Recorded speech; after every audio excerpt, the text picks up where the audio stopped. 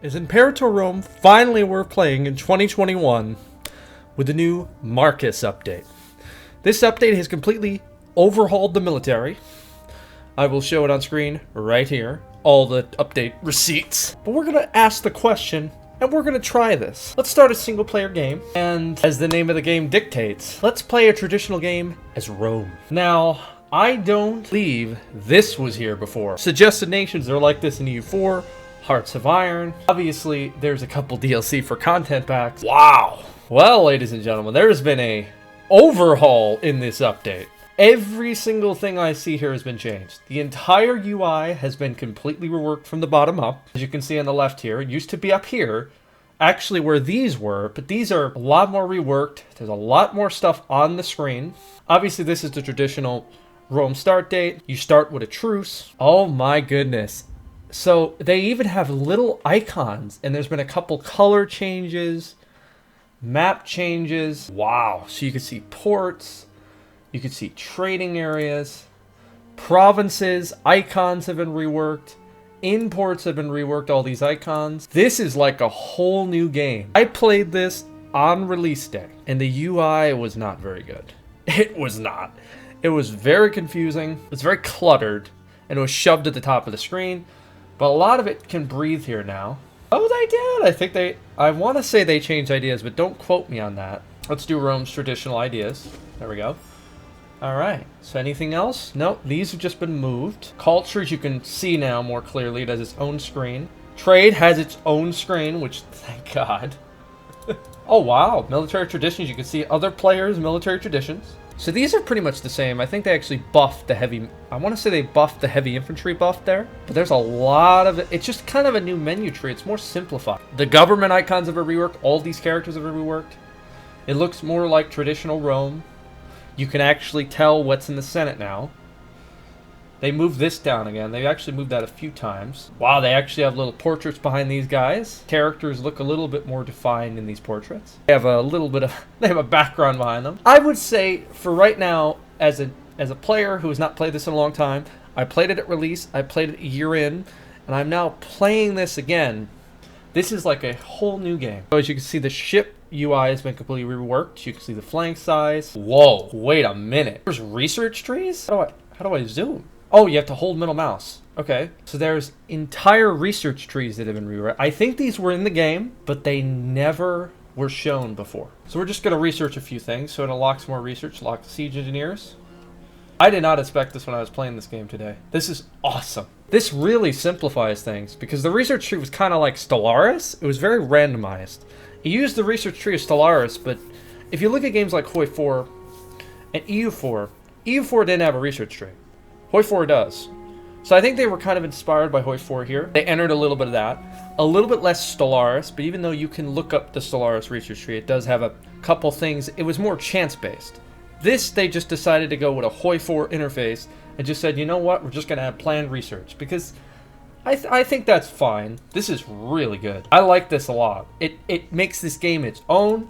There is no other Paradox game that has this similar research tree. I'm wondering, so maybe you have a starting research? Ah, inventions! Inventions are a custom when our technology increases. They allow us to adopt new inventions to the zenith of our nation without having to invest gold. So if you have good researchers, you could actually just keep inventing. So Rome actually starts with 10. This mission tree has been here for a while. The UI has been a little bit reworked. You actually have to hold middle mouse button. Obviously, as Rome, you want to encourage expansion. Who the heck does pan-Italian Congress? Unless you're pro at this game, which I'm not. What's this? Levies. They took a CK2 approach to this. Ah, so you can't... Can you train legions, though? That's weird. When the correct laws have been enabled, you'll be able to rise legions from the various regions under your control. Unlike levies, there's greater control of the composition of your army units. So legions has been a main cause in this update. They said, you know what? We're going to throw out that old system that we had, which was kind of, it was very like simplified. It was very simple. You could just spam as many units as your army weight could handle. And if your gold didn't crash, you could actually have hundreds of stacks as Rome, and you could basically take over the entire map. Now, I'm assuming this means everybody has more military units at the start of the game. Can I see their levies or see their military? You used to be able to do that, so I'm curious. Maybe not. Maybe they enabled it so you can't see their levies? their current military level. So we could see ship levels. Ship levels are basically the same. You can still create ships. You see manpower. I can't see their manpower. So they added spy. Also, manpower. This is the levies thing. That's 100% CK2. So they threw out the EU4 mechanic, which was build as many armies as you can handle. They took that from EU4 and said, you know what, that doesn't work with our game. We're going to turn it more into CK2. So they're really leaning on CK2 mechanics right now. Wow. Okay, so you can't raise them all the time. I might have just screwed myself there, but the good thing is Rome doesn't go to war until about a year in. I'm very curious to how war has been changed. I'm assuming naval combat's similar. It did have an update in the system. Looks like you can flank now, a couple things like that. Commanders are basically the same. They use Roman numerals because it's a Rome game, of course. And I'm just going to quickly run through all the screens here for you guys to see. So here's micro builder, that's the same. I'm not even sure if they had one or it was buried under the UI on the top. Nation overview, administration, provinces you can actually see. Much cleaner, much simpler. You can see the offices of your people, see the Senate. Much cleaner, much simpler. This is new. There's an economy tab, which might have used to be there, but it wasn't this clean. It wasn't this simplified. Cultures were not this clean and simplified. Trade, religion has been reworked, obviously. I would say religion is similar to the base. This is just an introduction to the overall UI. It's looking pretty snazzy. I love that you're able to see ports, see cities, see major victory points, but we got to see how it plays. So I'm going to come back when I start the first war, and we're going to see how the military in this game has changed. I'm actually going to demonstrate the war mechanic now, but we're going to declare our first war. Let's go, ladies and gentlemen. Okay, so we've declared our first war. Everything here looks the same. The mercenary menu is basically the same as it was. Actually, it's not. Mercenaries are no longer around the map, but they're actually here in this nice little tab. You can see how close they are. You can hire naval units easier. I don't think you could actually hire naval mercs before, or you could, but they were buried in the menu. Much more organized than just seeing stacks around the map that were just, I don't know what they were thinking about that. just use CK2 system. It doesn't lag the game. The game runs a lot smoother. It's been running a lot cleaner. But I'm going to demonstrate to you guys the new war mechanics. So let's walk through it together. So here's the military. Let's raise levies. So I actually start with 8 heavy infantry, which in this game is ridiculous as Rome. We're going to raise everything, though. Okay, we're going to have the biggest army ever. I don't care. We're Rome. We got to flex, all right? So usually this is a good... Oh, look at this. We have our first battle. So you can see the 2 generals fighting off. This guy's a level 9. This guy's a level 9. You can see right there. Let's just see the Battle of Gurium. So you can see their tactics. You see their troop movement. You actually see all of their individual troops, their chariots, everything they have. Our army is obviously going to lose. They're outnumbered like 4-1. The army's getting demolished up there. So we're going to send these armies together, right? We're going to put them together, make sure they're marching together. And we're going to crush this army. So my army morale, we should be able to crush this army. So you can see, this is the same, the strong army in the imminent battle. We're going to absolutely demolish them here. So the battle, I thought it would be a little bit more complicated. I thought it would be more like CK2. You'd see 2 armies, you'd see them disappearing. I think that is in there. Wow, so you can see mass amounts of battles. You see their dice rolls individually. Really cool. You can actually see their discipline and their army discipline. We have better discipline. We demolish them. We outnumber them like 4-1. Very cool. So let's see how sieges work. So from what I'm seeing so far, I already like it way better. It's a lot less irritating as Rome. They definitely start with an advantage, but the military tab was always irritating to me. And building military units was always irritating. Personally, I didn't like it. I liked EU4's military stuff. CK2 had a really simplified system that made it easy to understand. Hoi 4 had a simplified system, which could be complicated for people who don't know Hoi 4. But it was simple to understand once you got the hang of it. It was its own game. It made sense for that game. The developers learned their lesson. Now, we're going to play this war to its completion, and let's see if the peace deals are changed or anything like that. So sieges, still, you have to wait for a timer to tick down and all that. Wars, I mean, look at these vassals. So these vassals are now just spreading on their own. I love it. Look at this. The vassals have fully occupied this. All of them are combined in one army. So much better. They used to run in 1 stacks around the land. They used to stay in their own land for no reason. I love that mechanic. AI has definitely been improved. Just for the fact that they put their armies together, huge improvement. Ah, the siege has been won. You actually gain So the government of the siege, the leader of the siege actually gains popularity. That didn't used to be a thing. Let's go crush their army and then win the war. Should be able to beat them here. There we go. Stack wiped. It says I have 70%. We're missing something. Let's full siege. There we go. Okay, super peace. This looks the same. Seed province, so you can finally siege. Okay. Let's just eat them up. Eat them up. Okay. I don't use it in a quarter, obviously. Alright, this is the same. Just makes you a little bit stronger. Alright. Just from trying this, just from giving this a shot, I have to say, I'm a big fan of the military update. Just for this alone, having the armies be so simple like this just makes the game more appealing. It's not slow, because this game is very short in the time period. It's like EU4. It's only, I think it's 400, 300 years. It's actually one of the shortest Paradox games to come out. So having the army be simplified like this, I'm sure is going to make a bigger difference in multiplayer. It's going to make the game more enjoyable in the long run. When you actually get more provinces, I'm assuming you have more armies here.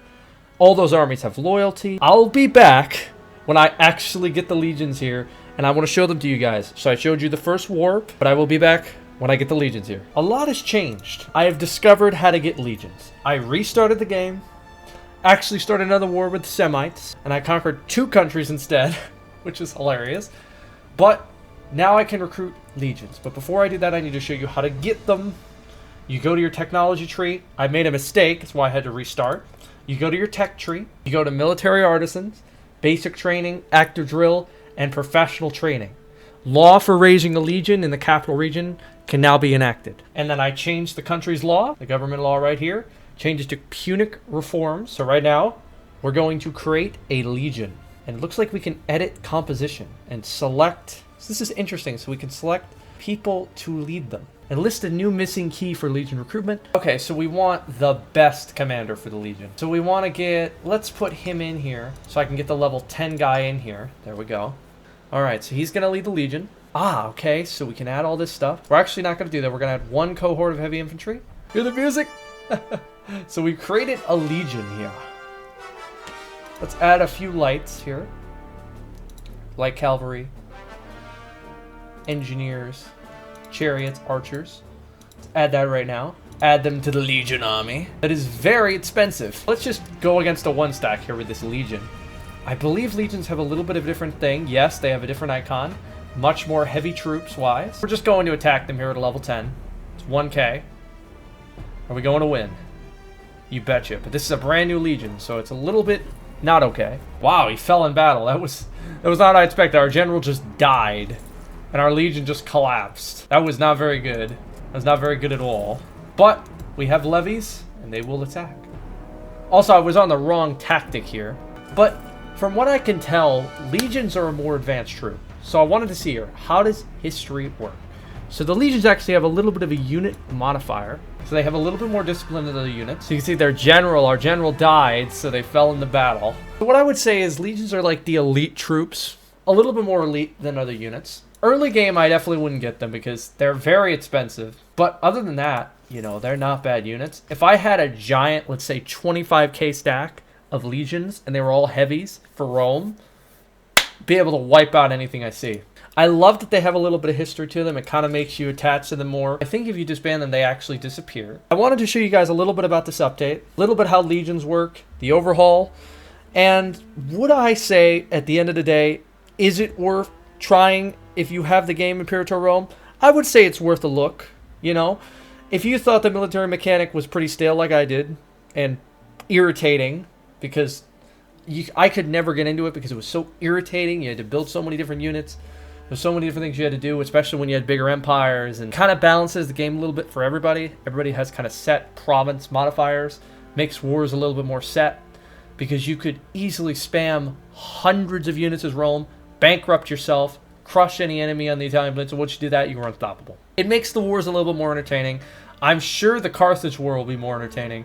Absolutely, with the new ship mechanic. You have more numbers in your enemy, you're probably going to win. Better commander. But the flanking and all this is very interesting. You can actually change this around, so you can change different flanks. You change this, the army composition, so I select this. You can actually change the flanks, put cav on your flanks, put supply chains on your flanks. Pretty interesting indeed. I like that a lot. As I said, Is it worth the purchase? If you've never tried this game, if you're a big fan of CK2 and EU4, you'll like this game. And the Overhaul they did to research was a much needed feature. It is now unique. No other Paradox game is like it. The closest is Hoi 4, but not entirely Hoi 4. It's Stellaris with a Hoi 4 spin. I mean, if I had to give a rating to this, I would say it's about... The game has moved from about a 6.5 to 7 out of 10 to maybe an 7.5 to 8 out of 10. Just from this update alone, it added features that players have wanted for years, an overhauled military mechanic, which is the base of this game. I would say, if you have it, it's worth a play. Try out of your own nations. Try building from a small nation. I leave this up for you guys to experience. That's my opinion. I think it is worth the play. And they seem to be pretty consistent with their updates. They've been updating this game for free for 2.5 years. They're working, guys. That's all I can say. But thank you guys for watching. I hope you enjoyed this overview. I hope it answered any questions you had about it. If you have any questions, please leave them in the comments. We'll figure them out together. And I'll see you in the next one. What the hell is even that? Get everybody out of my